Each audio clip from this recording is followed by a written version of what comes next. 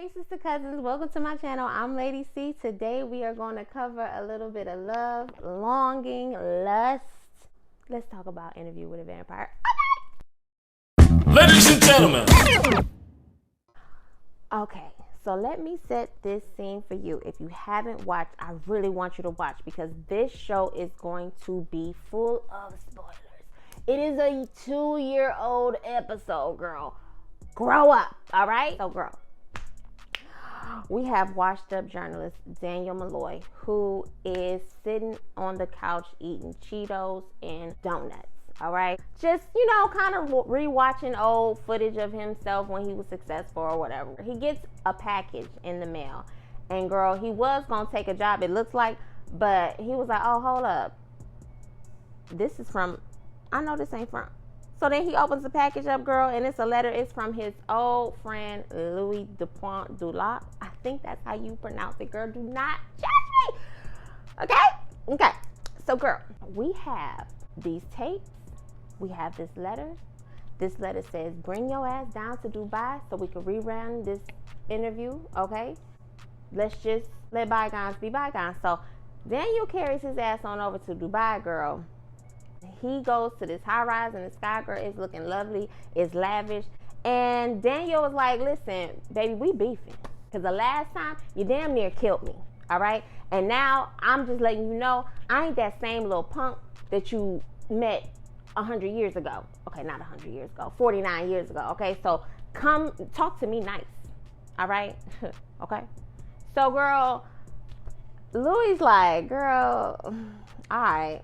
We gonna do this interview away. We gonna let this come in between us, or are we gonna do business? Listen, I got out of hand, you got out of hand, but here we are. If it was that deep, why you here? And Daniel was like, touche, you got a point. All right, bet. So now he's like, well, let's go ahead and get this thing started.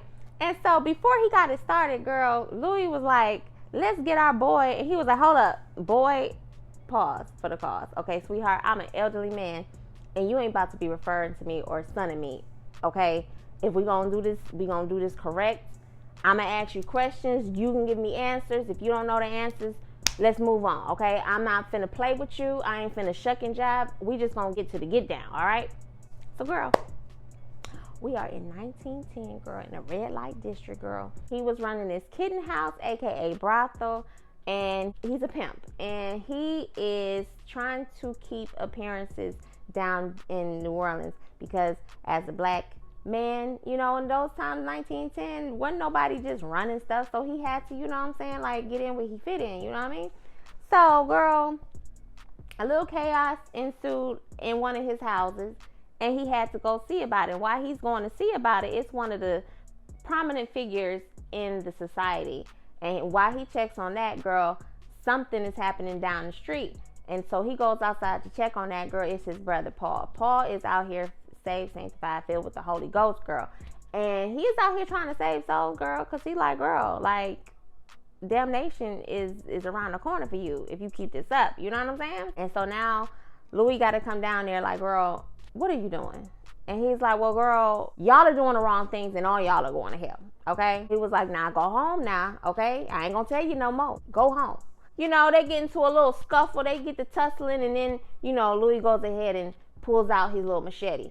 And then, fight over. He goes home. Then we cut to the next day where they're having breakfast.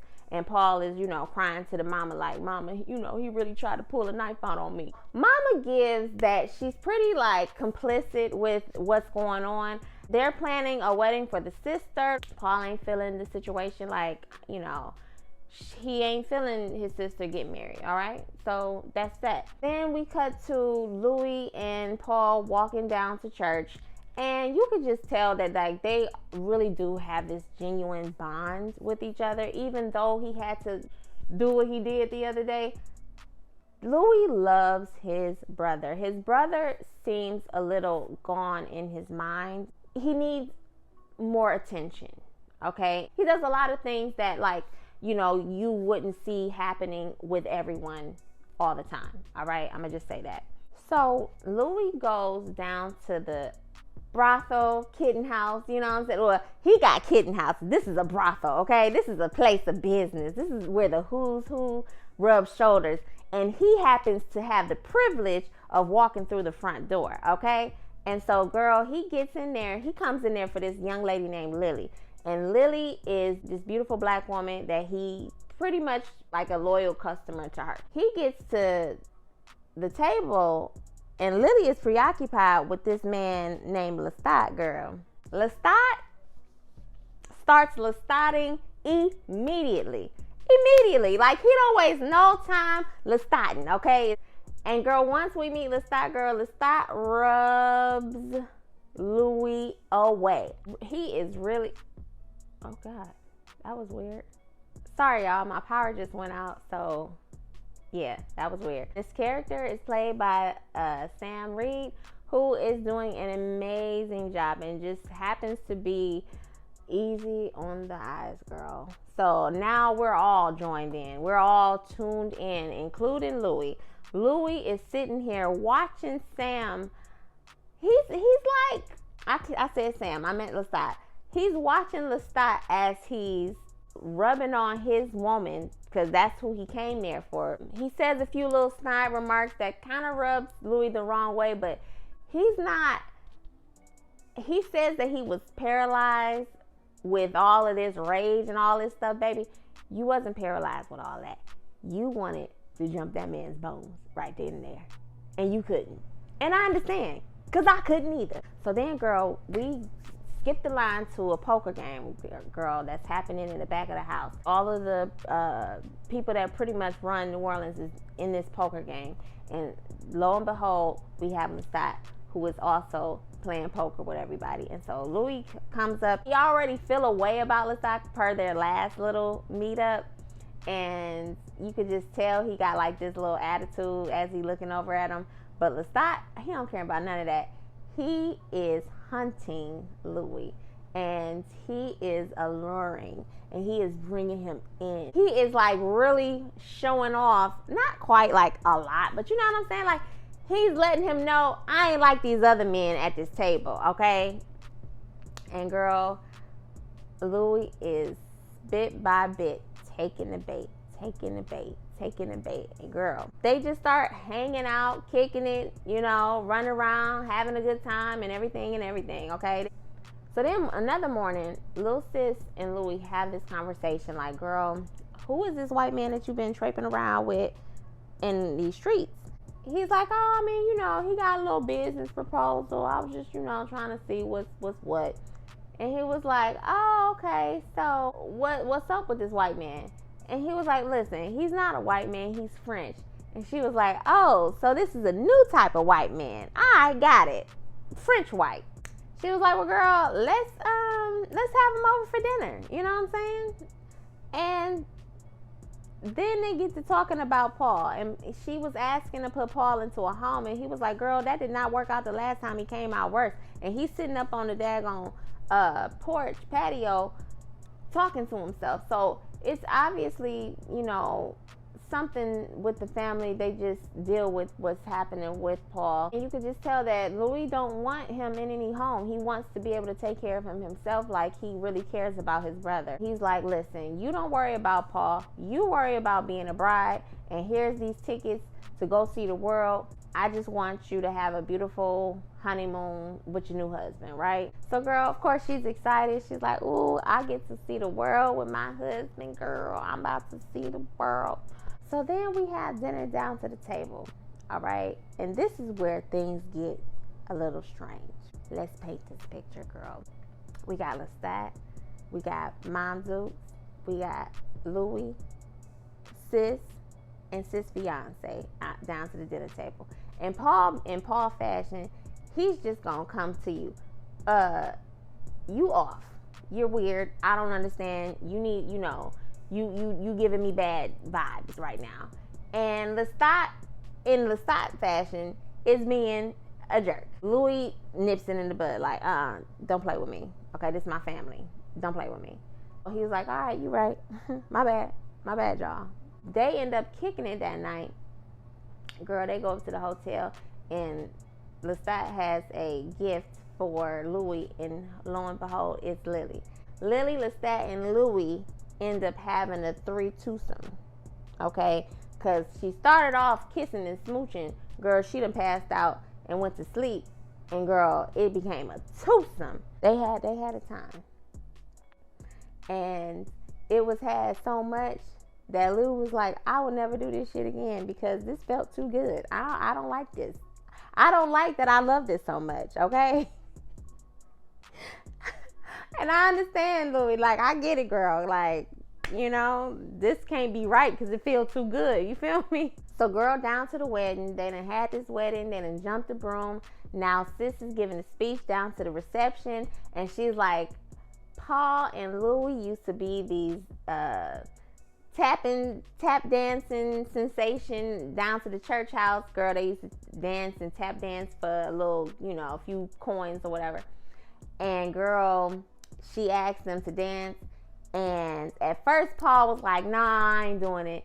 And then they all convinced him to do it. And then they did this like number. And when I tell you, girl, you could tell that Paul has come alive. Like, he's really in his bag, okay? And girl, him and Louis do the dance number. And it just looks like such a beautiful setup in the scene. And you just kind of come into who Paul may have been or used to be before his mind started to slip. So then at the end of the wedding, Paul and Louis go up to the rooftop, and it seems like they used to do this all the time growing up. Paul starts to say some odd stuff, like just all this like farewell kind of shit. You know what I'm saying? Like, I love you, you should get married, remember when, just all of this reminiscing. It just was all like a setup. And then, girl, Paul walks off the rooftop. And when I tell you the way because I have a hard time, like, especially like when I feel like the character is innocent or good-hearted, it messes me up to no end when something bad happens to a lovable character. I was crushed. So mom is blaming Louis. She's pretty much saying that because of you, your brother is, you know, down under. And because some people do believe that if you commit an act against yourself to take your own life, that automatically sends you downstairs and not upstairs. So, you know, it was just really messed up that she was blaming him, but that's how she felt. You know, sometimes that's how people respond to misfortune. When something occurs, they just want to find something to blame or whatever. And that's pretty much what she gave him. And because he was the last person with him, she wanted to find some way to blame him. Even though you've been pretty much complicit, now all of a sudden you have all these problems with your son. Okay. All right, girl.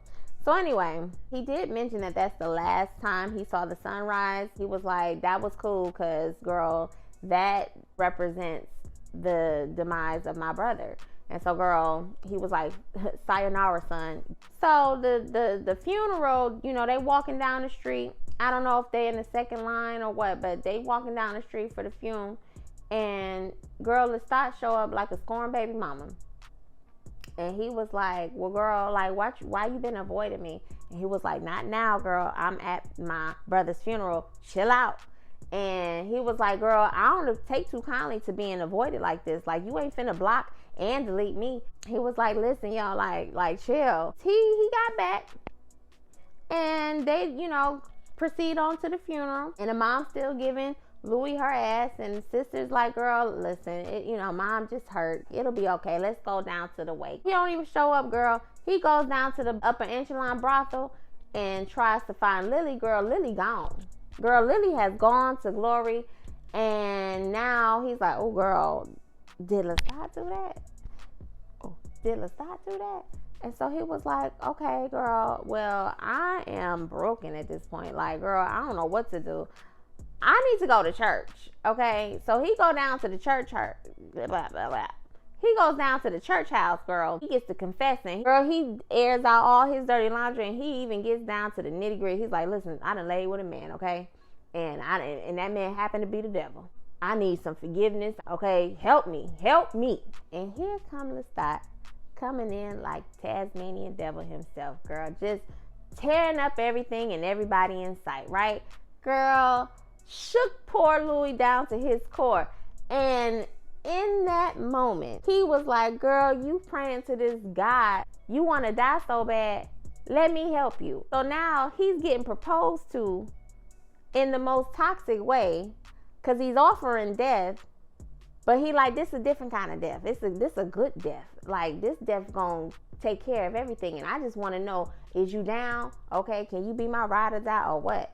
And girl, he was like, yeah. This man just said he gonna kill you. And you cool with that? All right, girl. Like, okay. Let me tell you something.